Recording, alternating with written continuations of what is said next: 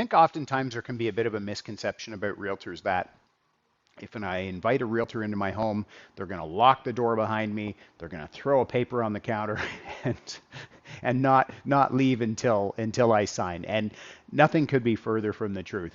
I think there's this big misconception that to have a realtor in my house or to talk to a realtor, it represents some type of absolute, some type of I must go forward.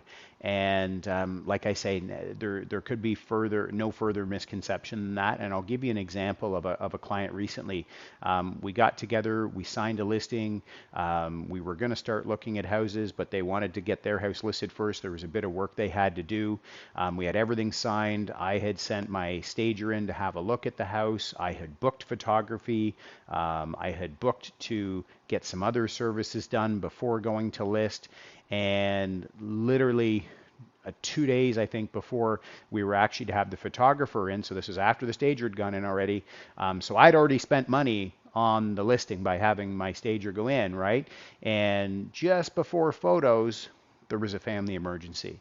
They had a family member, elderly, who was moving in with them for an undetermined amount of time. That individual was going through a health crisis, and so again, I had all the paperwork signed. They called me up and said, "Hey, can we halt the process? We're sorry. We know you've invested time and money, but we don't know when we're going to get back at it. We will get back at it, but we don't know when that is."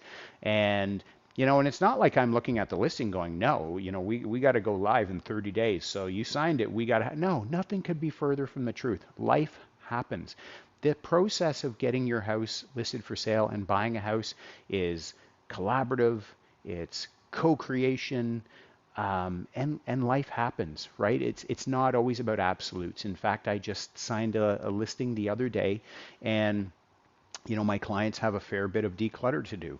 And so even though we put a date on the listing contract of 2 weeks out, that they could come back to me in a week and a half and say, okay, let's go. Or they could say in 2 weeks, hey, we need another 2 weeks, right? So all these things can move around. And so I just want to express to you that when you sign an agreement with a realtor, at least with me anyways, yeah, it is not entirely absolute that we can't move dates around, that, if life happens, we can't put that on hold for the time being.